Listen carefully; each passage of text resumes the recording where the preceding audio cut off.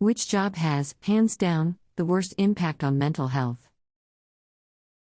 Any job where every day you are constantly being exposed to other people's trauma. Secondhand trauma day in and day out wears on mental health. My wife works in homelessness prevention and she's so burned out. I don't really know how to help, but her every day is just massive secondhand trauma and then basically telling people they aren't eligible for assistance because of the requirements for the program she supports. Thank you for saying this. Secondhand trauma and the compassion fatigue that goes with it are so real. I worked as an English professor in one of the poorest parts of the US, and I experienced the worst depressive episode of my life. I completely burned out after 2 years. There were only so many essays I could read about sexual abuse, poverty, and incarceration.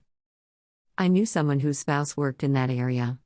Apparently they are managed to spend a lot of time on the job to maintaining their mental health.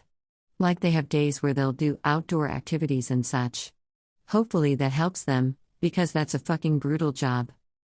I have a friend who works for CPS.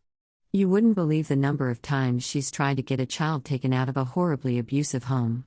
Clear physical evidence of sexual abuse, etc., but the case falls through because the police won't provide a detective who is good with children, then the child won't repeat accusations for official testimony.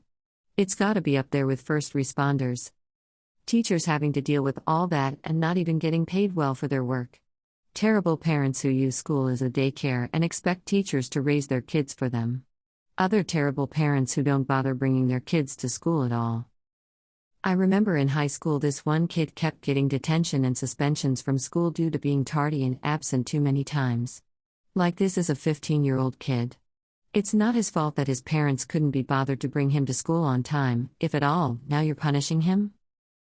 The amount of mental fortitude, focus, and dedication it must take to do that job. Truly heroes out catching monsters and saving lives.